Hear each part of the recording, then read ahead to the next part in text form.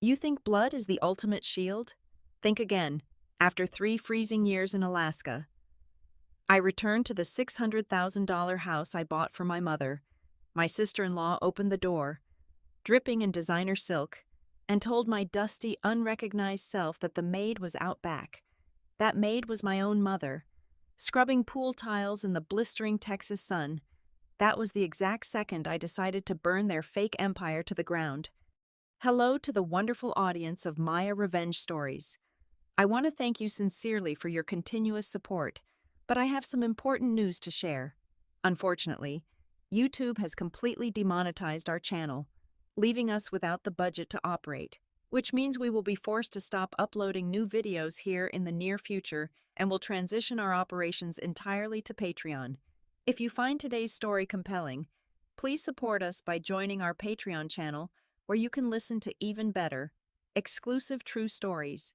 These Patreon episodes are much longer, feature incredibly detailed situations that we simply cannot make public on YouTube, and include multiple emotional voice actors within a single story to bring the drama to life. You can join us right now by scanning the QR code on your screen or by clicking the Patreon link located in the video description or the pinned comment. Now, let us begin today's story. Told from the perspective of our main character, Reagan Palmer. For 3 agonizing years, my entire world consisted of frozen tundra, biting winds, and the endless metallic hum of the Aero Vanguard Dynamics testing station in the most unforgiving corners of Alaska. As a lead aerospace engineer who had not yet reached her 40th birthday, I was accustomed to high pressure and brutal environments. I buried myself in the ice and the work for one single reason, and that was to secure a perfect, peaceful life for my mother, Clara. Before I left for the Arctic deployment, I drained absolutely every single penny of my life savings to buy her a beautiful, modern ranch-style home in Austin, Texas. It was a $600,000 sanctuary, a place where she could finally rest her tired hands, plant her favorite roses, and enjoy the golden years of her retirement without a single worry in the world. The day my deployment ended, I did not tell anyone I was coming back. I wanted the element of surprise. I wanted to see the pure joy on my mother's face when I walked up her driveway. I hopped on a red-eye flight, traveling thousands of miles away from the biting frost, and landed right in the middle of a sweltering Texas afternoon. I was so eager to see her that I did not even bother stopping at a hotel to change my clothes or freshen up.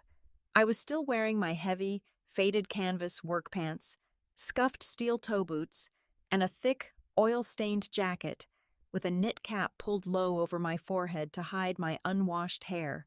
I looked exactly like a rugged laborer who had just stepped off a heavy machinery site. When my taxi pulled up to the pristine suburban street, my heart swelled with pride. The house looked magnificent from the outside. The lawn was perfectly manicured, and the large glass windows reflected the bright afternoon sun. I grabbed my duffel bag, walked up the paved path, and eagerly pressed the doorbell, bracing myself for my mother's warm, comforting embrace. The heavy oak door swung open, but the person standing there was not my sweet, gray-haired mother. It was Brittany, my brother Wyatt's wife. She stood in the grand entryway, looking like she had just stepped off the cover of a high-fashion magazine. She was draped in a clinging, ridiculously expensive silk designer dress that flowed around her legs. Her hair was perfectly styled in effortless waves, her makeup was flawlessly contoured, and her wrists glittered with heavy gold bracelets. In her perfectly manicured hand, she casually held a crystal flute of expensive champagne, radiating the obnoxious energy of a self-proclaimed social media queen. Brittany looked at me, her eyes sweeping over my dirt-smudged face, my oversized jacket, and my worn-out boots. There was not a single flicker of recognition in her cold eyes. She did not see Reagan Palmer, the successful aerospace engineer who owned the very ground she was standing on. She only saw a filthy lower-class worker trespassing on her glamorous territory. Her lips curled into a sneer of pure, unfiltered disgust. Before I could even open my mouth to say her name, she took a sip of her champagne and waved her hand dismissively. "If you are here for the interview, The maid is scrubbing the pool in the backyard to show you the ropes. I only hire people who look clean here. She slammed the heavy door right in my face. The sharp click of the deadbolt echoed in the quiet afternoon air. Every drop of blood in my veins turned to solid ice. It was a cold far more piercing than anything I had ever felt in Alaska. The maid, what maid? My mother lived alone, and she certainly did not have the budget or the desire to hire household staff. Nor did I ever authorize Wyatt and Brittany to move into this house. My heart began to pound a frantic rhythm against my ribs. I did not knock again. I did not scream or demand entry. Instead, a chilling sense of dread washed over me as I turned on my heel and walked silently along the side of the house, pushing open the tall wooden gate that led to the backyard. The Texas sun was beating down mercilessly, raising the temperature to nearly 100 degrees. The glare off the sparkling swimming pool was blinding, but my eyes instantly locked onto a solitary figure at the far end of the patio. It was an older woman, wearing a tragically oversized, bleach-stained t-shirt and ragged sweatpants. She was on her hands and knees on the hard concrete. Her frail shoulders shook with effort as she hunched over, aggressively scrubbing away dark green algae from the pool tiles with a harsh bristle brush. I took a step closer, my breath catching in my throat. The woman paused to wipe the heavy sweat from her forehead with the back of her trembling, wrinkled hand. It was Clara. It was my mother. The woman I had bought a $600,000 house for so she could live like a queen, was currently on her hands and knees, baking in the suffocating heat, working as a maid for the very people who were supposed to be taking care of her. I swallowed the hard lump of pure acid rising in my throat. My vision blurred with hot tears, but I violently forced them back down, up above. I caught a glimpse of movement. Brittany had stepped out onto the second-floor master balcony, holding her phone out on a selfie stick, likely recording her fabulous life for her audience. If I screamed now, if I ran to my mother and held her while crying, Brittany would hear the commotion. She would immediately spin the narrative and I would lose the element of surprise. I needed answers first. I pulled my knit cap lower over my eyes, shoved my hands deep into my pockets, and approached the pool edge with the hesitant, sluggish shuffle of someone looking for manual work.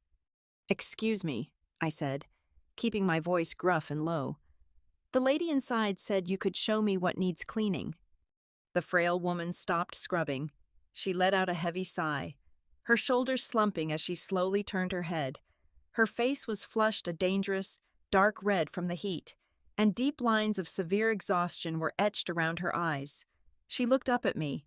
For a single second, there was nothing but polite weariness in her expression. Then, her eyes widened. The bristle brush dropped from her soapy, wrinkled hands, hitting the concrete with a wet slap. "Reagan," she whispered, her voice cracking into a devastated, breathless sob. I dropped to my knees, no longer caring about the dirt on the patio, and reached out to hold her. But instead of falling into my arms, my mother flinched. She frantically looked up toward the balcony, her eyes wide with sheer terror. She grabbed my thick canvas jacket with her wet hands and pushed me back with a desperate, trembling strength. "You have to go," she pleaded, tears cutting through the dust on her cheeks. "Oh my God. Reagan, what are you doing here? If Brittany sees you, she will throw an absolute fit. You cannot ruin your brother Wyatt's career and future. Please, sweetie, you have to leave before they find out you are here." I froze. The sheer confusion hit me harder than the anger. "Ruin his career, Mom. This is my house. I bought this for you. Why are you on your knees scrubbing algae? Why is Brittany drinking champagne in my living room?" My mother let out a choked, tragic noise, looking at me with a mixture of immense pity and heartbreak. "Reagan, you do not have to pretend to be strong for me anymore. I know everything. Wyatt told me all about the bankruptcy." "The bankruptcy?" I echoed, my mind racing in 100 different directions. "Aero Vanguard Dynamics going under," she sobbed softly, wiping her face with the back of her wrist. "Wyatt told me the company collapsed completely a year ago. He said you lost your job. You were drowning in hundreds of thousands of dollars of debt, and the bank was going to foreclose on this house because you could not pay the monthly property taxes. He said you were too ashamed to tell me the truth. The sheer audacity of the lie struck me like a physical blow to the chest. My company was a multi-billion-dollar aerospace defense contractor. We had just secured a 10-year government contract. We were not bankrupt. I was not in debt. I had paid for this house in cash, in full. There were absolutely no monthly property taxes threatening a foreclosure. He said, my mother continued, her voice breaking, that if he and Brittany moved in to manage the property, they could generate enough income to pay the taxes and save your house from the bank. That is why I am working. Reagan, I clean the house so Wyatt does not have to hire outside help. Every single dollar I save them goes straight to the bank to keep this roof over your head. I am doing it for you, my sweet girl. I felt a dangerous volcanic pressure building behind my ribs. It was a cold, calculating rage. I squeezed my mother's hands, looking directly into her tired, loving eyes.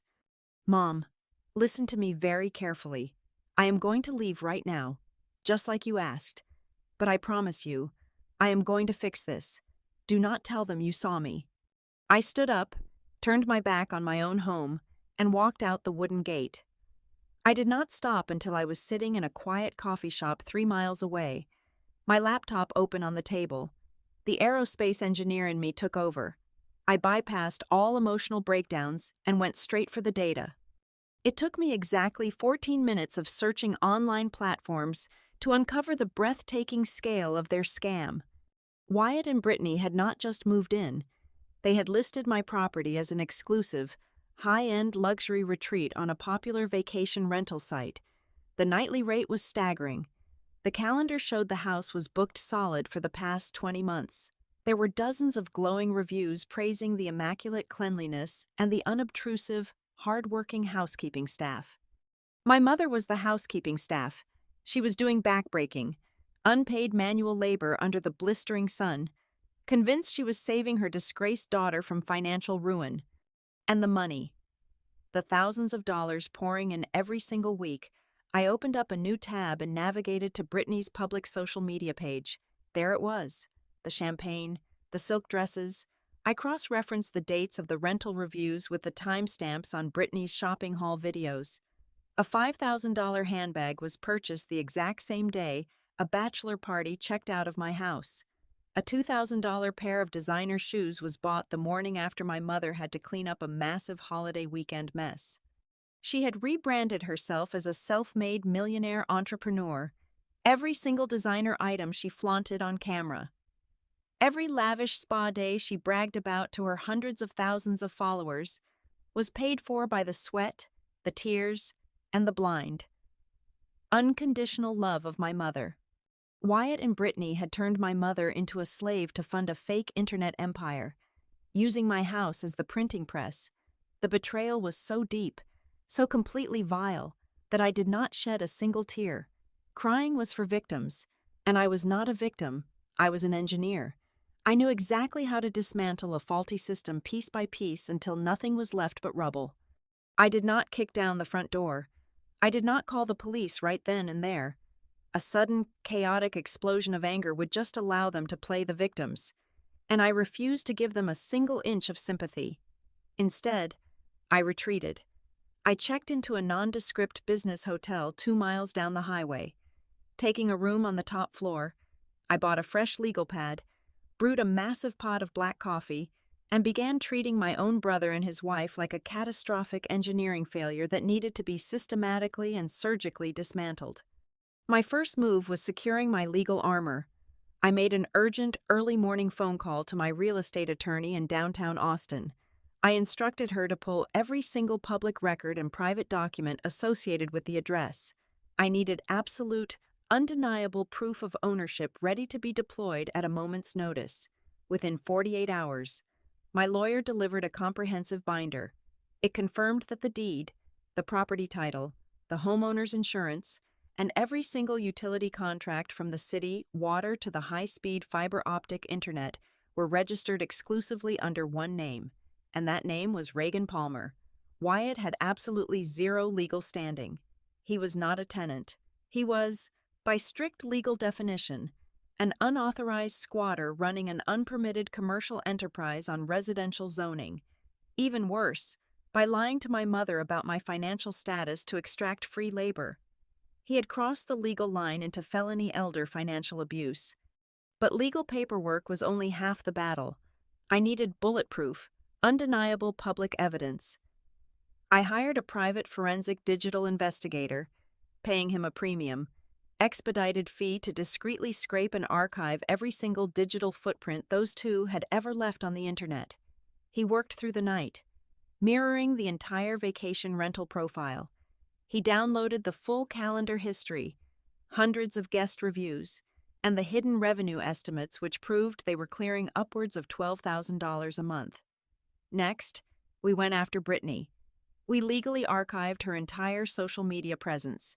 We captured every live stream where she confidently claimed to have bought the property herself, every single photo of her wearing designer accessories funded by my mother's broken back, and the digital receipts linking the rental platform payouts directly to Wyatt's personal bank accounts.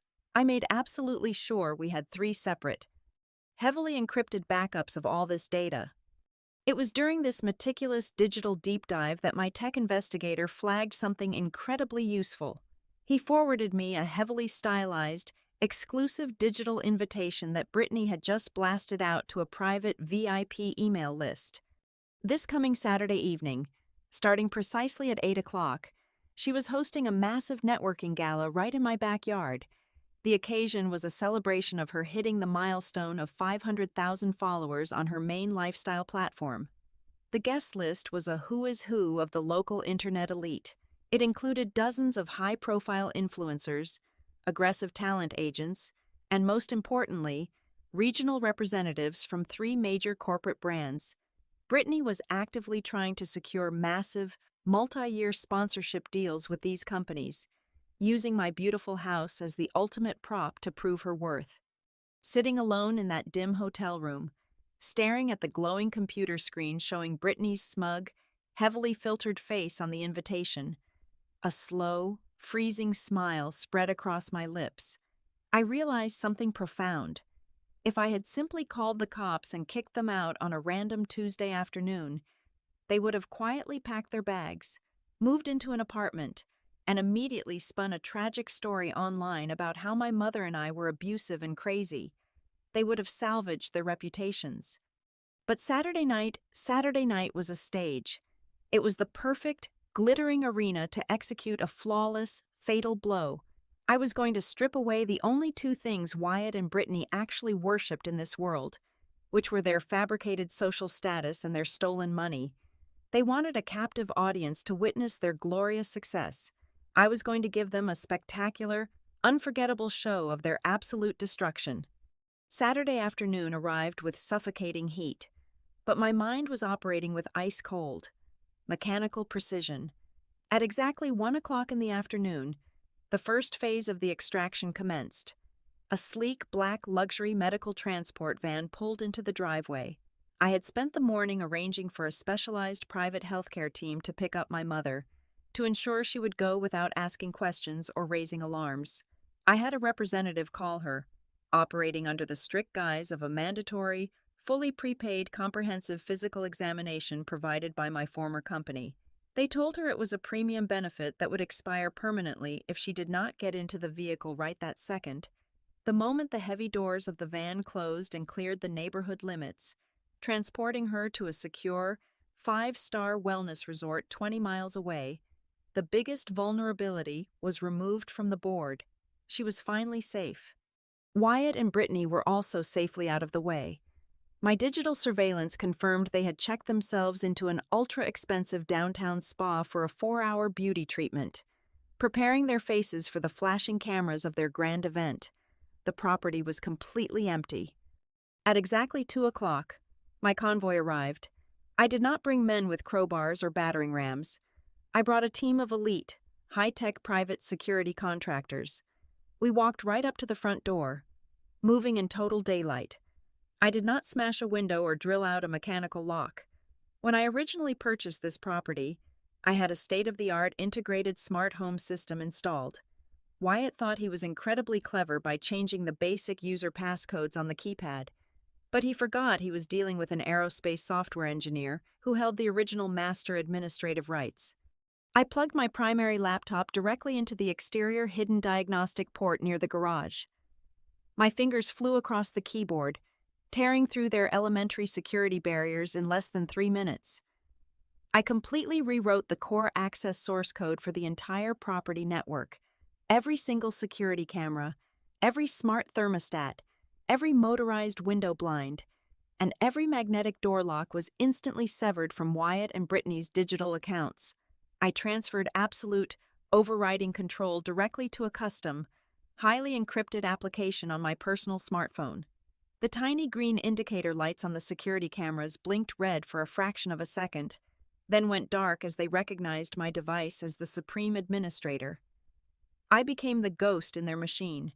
I could now lock the doors, cut the power, or blast the volume with a single tap on my screen. They were about to operate inside a locked cage, and they had absolutely no idea. Once the perimeter was digitally secured, I directed my security team inside. Walking through the grand entryway of my own home felt surreal. The air smelled of expensive, sickeningly sweet floral diffusers, and the living room was cluttered with obnoxious modern art prints I did not buy. Our target was the cramped, windowless downstairs utility room they had cruelly forced my mother to live in. We moved with clinical precision. We packed up all of her vintage photo albums, her modest clothing, and every single sentimental keepsake she owned, placing them carefully into padded, secure crates. We scrubbed the room of her existence.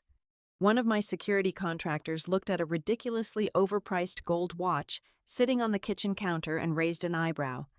Silently asking if we should trash it, I raised a hand, demanding total discipline. "Do not breathe on their belongings," I instructed quietly. "Do not move a single designer shoe or touch one piece of their fake luxury trash. I want them feeling comfortable. I want them arrogant. Paranoia will ruin the surprise." With the extraction complete, I moved to the backyard patio. The designated main stage for the evening, they had rented an enormous high-definition outdoor projection screen and linked it to the premium surround sound system I had originally bought for family movie nights. The setup was clearly designed to loop Brittany's highly edited lifestyle videos during the networking event. I crawled under the wooden decking, located the main audio-visual distribution hub, and physically spliced the heavy cables. I rewired the entire visual and audio feed, bypassing their central receiver entirely, and connected it directly to a hidden, waterproof lockbox containing my secondary laptop. No matter what they tried to broadcast from their phones later tonight, I controlled the master switch. The final piece of the puzzle was deployed at exactly 4 o'clock in the afternoon. I sat at the kitchen island and opened a direct encrypted email channel to the Global Legal and Fraud Prevention Department of the vacation rental platform. I attached the official property deed, the sworn affidavits from my attorney, and the comprehensive digital forensic report proving severe terms of service violations and unauthorized commercial subletting. I did not just ask for a suspension. I filed a formal notice of criminal fraud, ensuring the platform's automated systems would freeze all pending payouts in their connected bank accounts. I calculated the corporate processing time perfectly. By the time their compliance team reviewed the irrefutable evidence and escalated the permanent, irreversible deletion of Brittany's host profile, it would be exactly prime time. The digital execution would align flawlessly with the peak of their glamorous celebration. I packed up my gear, locked the smart doors behind me with a single swipe of my thumb, and vanished into the heavy Texas heat, ready to wait for nightfall. Exactly 8 o'clock in the evening arrived, bringing the deep velvet darkness of a warm Texas night. The normally quiet suburban street was completely gridlocked, transformed into a chaotic display of fabricated wealth. Dozens upon dozens of rented luxury vehicles, gleaming black sports utility vehicles, and sleek imported sports cars choked the driveway and spilled out onto the manicured lawns of the neighboring houses. The throbbing bass of upbeat, generic electronic dance music pulsed heavily through the air. I parked 3 blocks away and walked toward the blinding lights of my own home. I was no longer the exhausted, dirt-covered laborer they had so easily dismissed on the front porch. I wore a tailored, razor-sharp black suit that cut a striking, authoritative silhouette in the streetlights. My hair was pulled back into a severe, polished style, and my expression was a mask of cold, unforgiving stone. I approached the front entrance with the heavy, unbothered stride of a woman who owned the very concrete she walked on, because I absolutely did. The massive wooden front doors were pinned wide open, guarded by two hired private security bouncers who were checking a digital guest list on glowing tablet computers. I did not stop. I did not even slow my pace. When one of the men stepped forward and raised a hand to block my path, I simply flashed a heavy, laminated, high-tier corporate identification badge from my aerospace engineering firm, before his brain could register that it was a government contractor badge and not a social media credential. I spoke with complete, freezing authority. "Corporate sponsor representative," I stated, my voice devoid of any emotion. "I am the surprise, very important person guest for the final announcement. Move." He stepped aside instantly, intimidated by the sheer confidence. I crossed the threshold into the blinding, sickening chaos of my own living room. The scale of the event was nauseating to witness. There were massive, towering floral arrangements in every corner. Roaming servers dressed in crisp white shirts, balancing silver trays of expensive hors d'oeuvres, and harsh ring lights set up everywhere to illuminate the influencers posing for photos. I ignored all of it and walked straight through the house, heading directly toward the back patio. Under the warm glow of hanging string lights, the main stage was set. I slipped through the dense crowd of heavily perfumed digital creators and desperate marketing executives, taking up a position right in the center of the lawn, perfectly camouflaged in the sea of tailored blazers and cocktail dresses. Up on the raised wooden podium stood Brittany.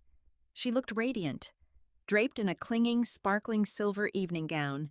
She held a golden microphone in one hand and a freshly poured glass of vintage champagne in the other. Behind her, the massive high-definition projector screen was looping a heavily edited, slow-motion montage of her posing around my property. Dozens of smartphones were mounted on heavy tripods all around the stage edge, live streaming her every single breath to an audience of hundreds of thousands of people across the globe. "I just want to say," Brittany crooned into the microphone, her voice trembling with an expertly practiced, entirely fake emotional tone. She reached up with her meticulously manicured hand to wipe a non-existent tear from the corner of her eye. "Building this million-dollar estate from the ground up, starting with absolutely nothing but a dream and sheer hustle, has been the hardest, most beautiful journey of my entire life. People told me a young woman could never conquer the luxury real estate and lifestyle market completely on her own. But tonight, standing in the home I bought with my own blood, sweat, and tears, I am so incredibly proud to announce a multi-year, 7-figure brand partnership with a premier global lifestyle corporation." She took a dramatic pause, raising her champagne glass high into the air, letting the crowd erupt into loud applause and cheers. That was my exact cue. I slipped my smartphone out of my suit pocket.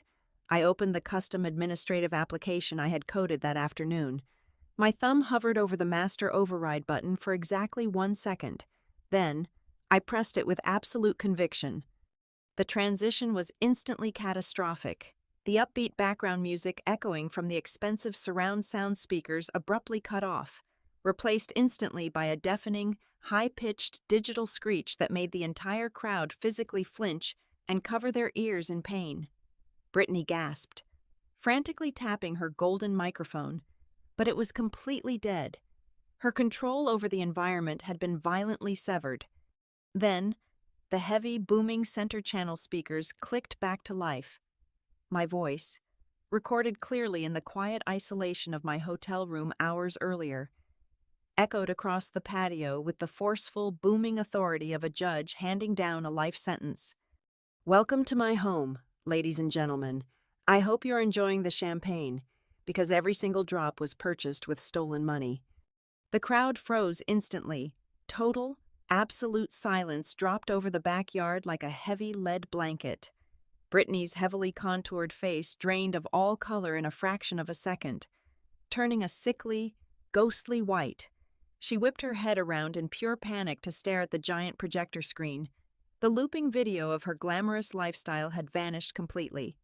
In its place, projected in brilliant, undeniable 10-foot-tall glowing white letters against a black background, was the official county property deed. I had highlighted the legal ownership section in blinding neon yellow.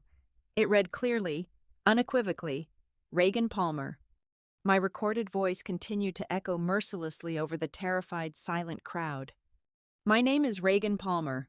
I am the sole, exclusive legal owner of this property. The woman standing on that stage shedding fake tears is my sister-in-law, Brittany. She does not own this house. She has never owned this house. In fact, she and her husband have been operating an illegal, unpermitted commercial hotel on my residential property while I was deployed in Alaska. The screen transitioned with a sharp, digital slicing sound that echoed through the speakers. The property deed was replaced by a massive, scrolling financial spreadsheet. It was the internal transaction history from the vacation rental platform, showing hundreds of thousands of dollars flowing directly from the illegal guests straight into Wyatt's personal checking account. The crowd began to murmur loudly. I saw two corporate executives in sharp gray suits furiously typing on their phones, their faces twisted in absolute horror and immediate regret. But I was far from finished. The most devastating, soul-crushing blow was yet to come. The screen transitioned one final time, revealing high-resolution screenshots of private text messages between Wyatt and Brittany. I had pulled them directly from the cloud backup earlier that day. I had blown the text up so incredibly large that even the people standing in the very back row could read every single vile word. The first message from Brittany was displayed in a bright blue bubble. It read, "Your mother is complaining about her back hurting again. Tell her if she does not finish scrubbing the guest bathrooms by 3 o'clock. We are not putting her money toward Reagan's fake tax debt this month." The immediate reply from Wyatt appeared in a gray bubble below it. It read, "I will handle it. We need her working for free. The bachelor party trashed the living room, and we need to buy those new designer bags before the photo shoot on Friday." The collective gasp from the audience sucked all the oxygen right out of the warm Texas air. Thousands of people watching the live streams were witnessing the ultimate destruction of a fraudulent empire in real time. The live comments on the phones mounted around the stage were flying by so incredibly fast, they were just a violent blur of enraged, disgusted text. The beautiful mask of the self-made, independent, wealthy entrepreneur was ripped off permanently, exposing a vile, abusive parasite underneath.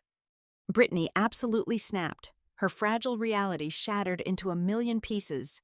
She let out a guttural, animalistic scream of pure rage that echoed through the quiet neighborhood.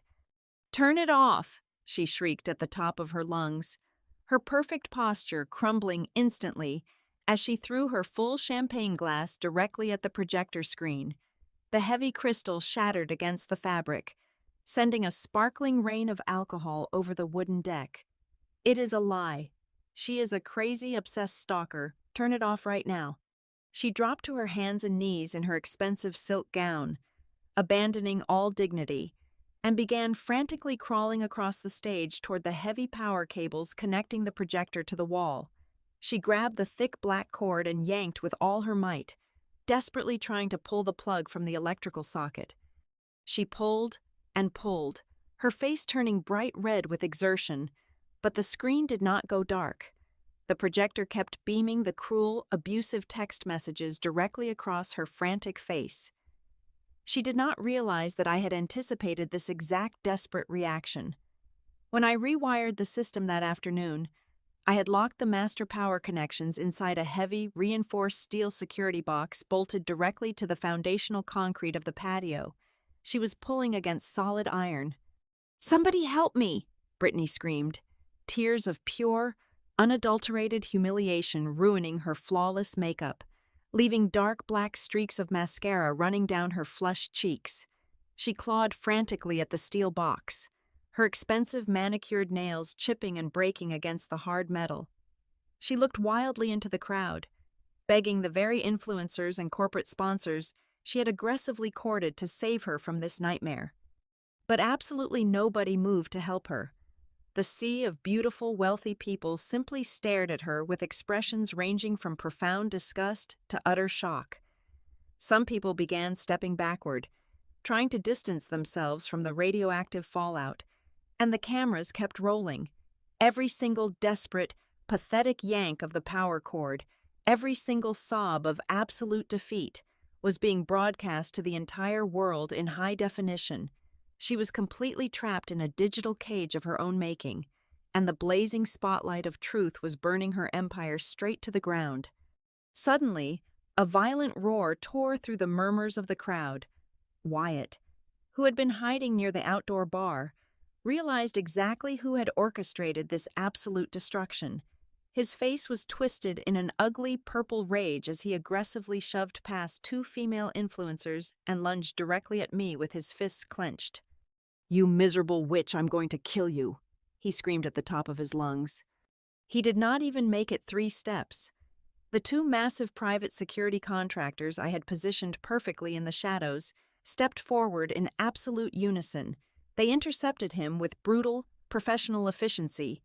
One contractor grabbed Wyatt by the collar, spun him around, and locked his arm behind his back, while the other forced him straight down into the grass. Wyatt hit the ground with a heavy thud, eating the expensive dirt of the lawn he claimed to own, squirming and cursing helplessly while the contractor planted a heavy tactical boot firmly between his shoulder blades. Right on cue, the piercing wail of heavy sirens cut through the Texas night. Brilliant flashes of red and blue lights illuminated the entire street, casting long, frantic shadows across the backyard. I had contacted the local police precinct exactly 20 minutes before I triggered the projector, reporting a hostile trespassing situation and active felony financial fraud. 4 uniformed police officers aggressively pushed their way through the sea of terrified guests, their hands resting firmly on their duty belts. "Who is the homeowner here?" the lead officer demanded in a loud, booming voice. I calmly stepped forward in my tailored suit, completely unbothered by the chaos. I handed him a thick, pristine manila folder. "I am the sole owner, officer," I stated clearly, my voice carrying over the dead silence of the stunned crowd. "Inside that folder, you will find the original property deed, a certified emergency eviction notice signed by a state judge effective immediately, and a comprehensive digital forensic report detailing how those 2 individuals have been committing felony elder financial abuse against my mother." The lead officer opened the folder, scanning the heavily highlighted legal documents and the printed text messages under the bright glow of his tactical flashlight.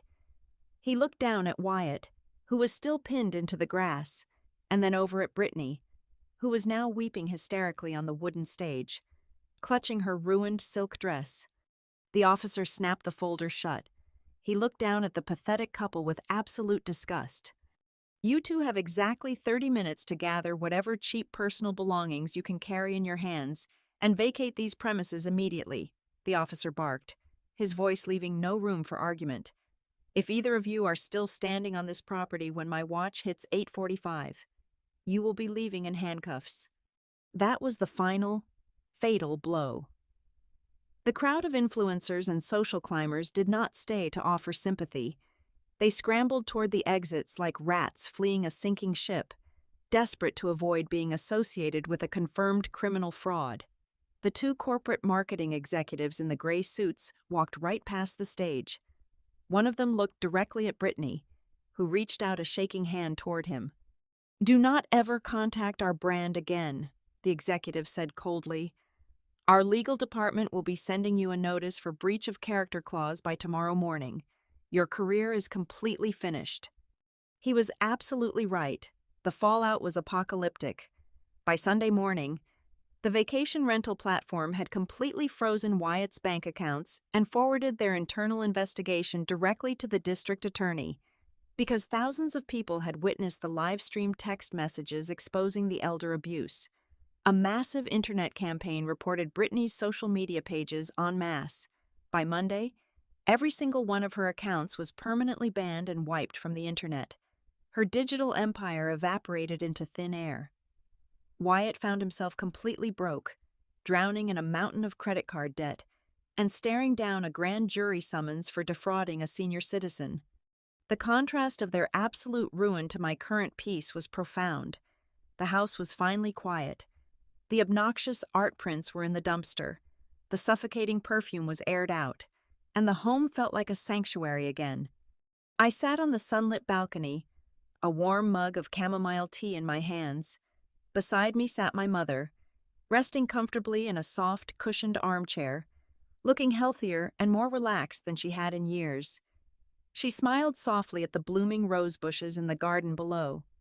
I took a sip of my tea, savoring the profound silence of victory. Family is not simply defined by sharing the same blood. It is defined by mutual respect, loyalty, and protection. Greed and unfilial behavior will always, eventually, be paid with absolute destruction. Thank you so much for listening to this story. I would love to know where in the world you are listening from today, so please let me know in the comments. As I mentioned earlier, YouTube has unfortunately demonetized our channel, leaving us completely without an operating budget. We will be forced to stop uploading new videos here very soon and will transition our work entirely to Patreon.